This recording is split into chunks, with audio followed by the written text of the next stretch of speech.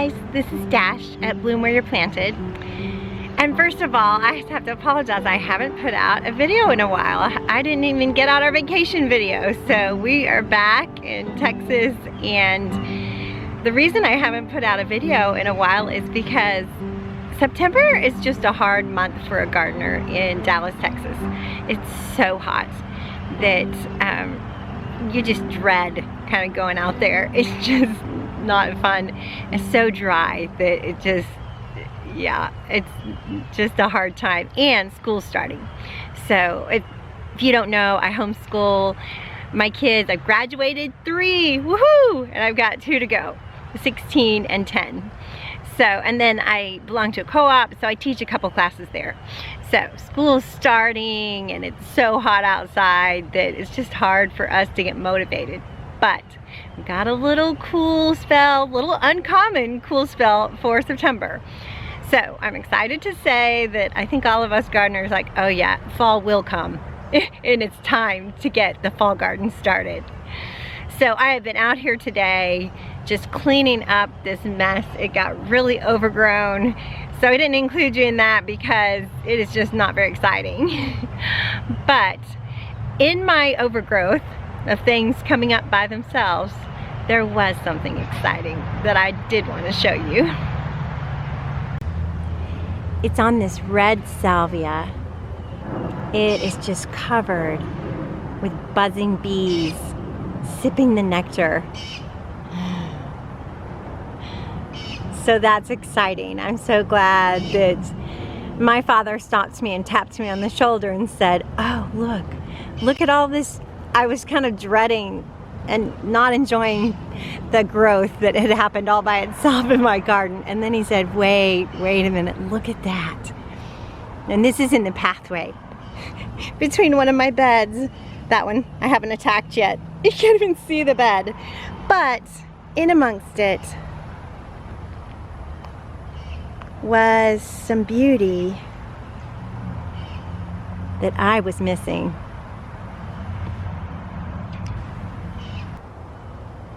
They are moving so fast from flower to flower that it's hard to capture it, but I hope you guys can see that it is just alive and covered with bees sipping nectar. So let's just celebrate this accidental overgrowth for a minute, shall we? All right, you guys, I've done my small step for the day, for the morning. I take an hour in the morning, do as much as I can. I'm a little bit over now. And then I'll come out in the evening and I'll do the same. I'll try to spend an hour in the evening just stepping out one step at a time towards the fall garden. Right now it's just cleanup. Also, you guys, bee balm is a total beast in the garden. Put it somewhere where it can get big. It does have medicinal properties. It's really good for skin conditions. So I am gonna take this bunch. This is just a small bunch of it, you guys. And I'm gonna dry it, hang it up to dry, and harvest some seeds.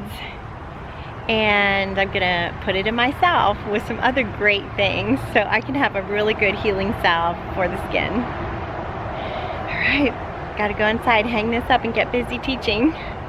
See you guys tonight.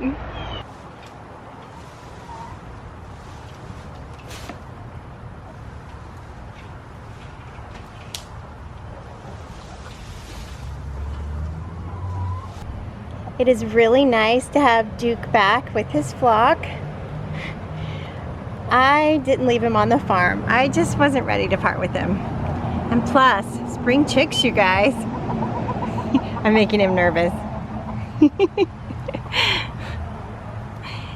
The chickens are gonna enjoy this living mulch. Plus, it's a boredom buster. Oh good, someone's in the nest box. That's good. We're not getting very many eggs right now because everyone is molting. Chickens molt at about 6 months of age, so it's just their age. It's not really the weather that makes them molt. So everyone is in the process of getting a whole new dress and bonnet.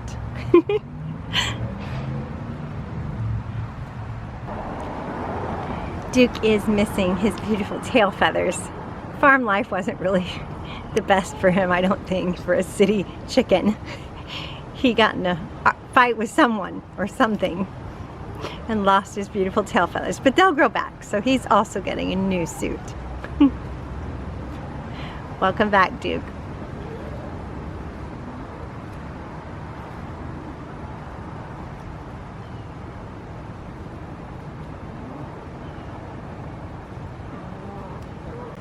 It is also really nice to have my buns back. My friend took really good care of them, and they're getting a special treat of blackberry leaves. You like those? Well, you guys, I couldn't do my small step last night because I got flooded out. It really came a downpour, which is great, and it brought in even cooler weather, so that was really nice for us down here, a relief from the heat. So my small step this morning is taking some of the comfrey out of this bed, because I don't even want comfrey in my garden. I have some on the outside of my garden, but it just really takes over, and I am putting garlic in here. So what I'm concentrating though in the next weeks to come is sustainability. When all this happened with COVID-19 and the pandemic, everybody was wondering, how do I make my farm, even an urban farm, more sustainable? And so I've got a friend who's got a farm up in Oklahoma, so I will be headed up there about every 2 weeks. I'll be headed up there to help her start a garden and help her make her property more sustainable. So I'm cutting this comfrey, not cutting it, digging it up and transplanting it to take it out there to start it on her property. And the reason that comfrey makes a property more sustainable is that you can feed it to your rabbits. So if you can't go out and get rabbit food for your meat rabbits, then this would be a good substitute. You can even chop it and dry it for winter. It really grows gangbusters. Now on my urban homestead, I don't have tons of room for it, but on a farm, there would be lots of room for a big comfrey hedge that you could continue to cut and give to your animals.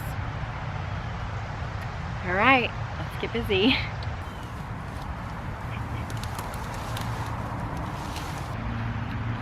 This one will work out well. Comfrey has a really long taproot, so the taproot breaks off, but as long as there's some root started, it just keeps coming back. So if you are needing sustainability for your farm, then just, if you're in the Dallas-Fort Worth area, contact me. I'll leave my email in the link below, and come by and get some. I would be glad to have you. You'll have to dig it up though and bring some pots. If you are not in the Dallas-Fort Worth area, I will leave some links on where you can get some different types of comfrey. Like I said, there's the type that flowers and seeds that the pollinators love. And then there are types that do not flower and seed, and those spread by their roots, and they're much easier to control.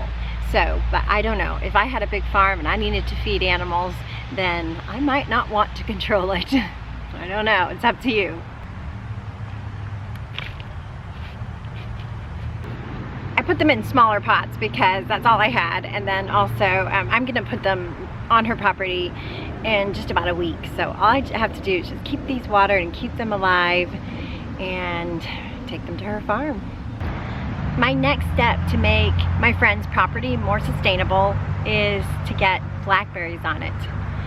These blackberries, I've told you before, came from a pot and grew up into this big hedge in my corner of my garden. And we made blackberry syrup, we made blackberry jam, we made blackberry cobbler.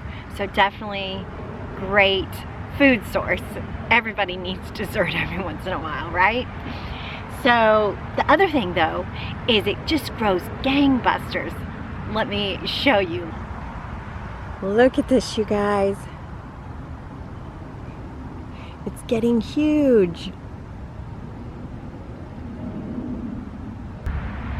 And the wild growth is wonderful because every few weeks I cut off some of these and I feed my rabbits with them. So it's just a constant source of food for my rabbits. They love it. And it lasts on into the fall where other things kind of fade away, lasts further into the fall. Also, the fun thing about these is some of these branches I'll let grow and they go down and they root and make a new bush. And these are thornless blackberries, so, and the new growths from the limbs are also thornless. So this is going to be a great gift to my friend to help her get her homestead more sustainable. So follow along with me and get your homestead sustainable too. I'll leave some links of what kind of blackberry bush this is, but any garden center you should be able to get started.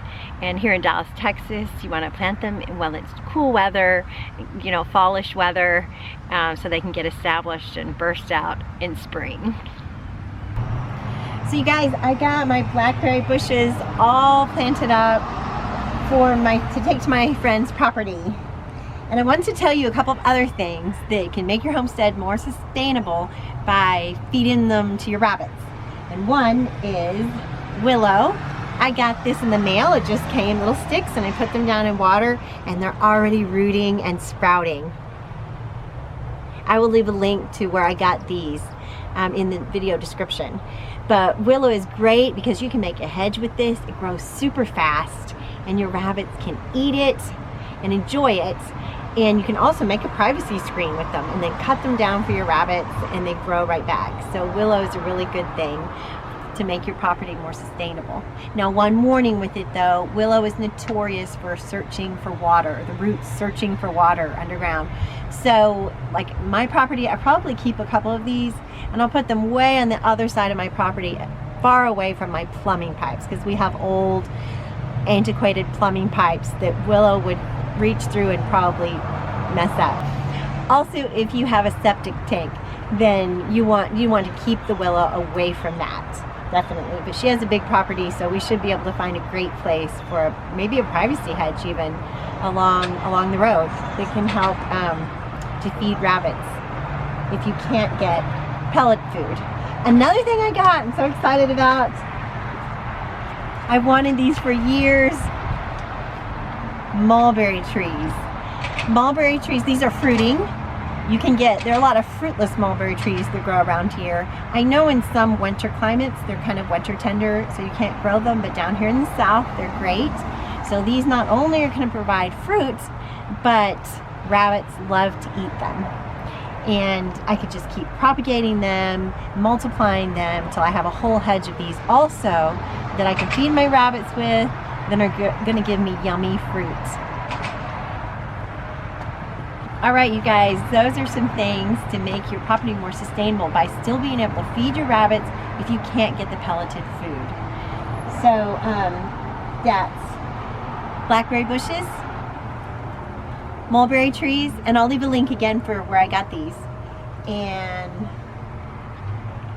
willow, and then my favorite all producer for uses on the homestead, comfrey. So I hope you can follow along and help get your property more sustainable by being able to feed your rabbits.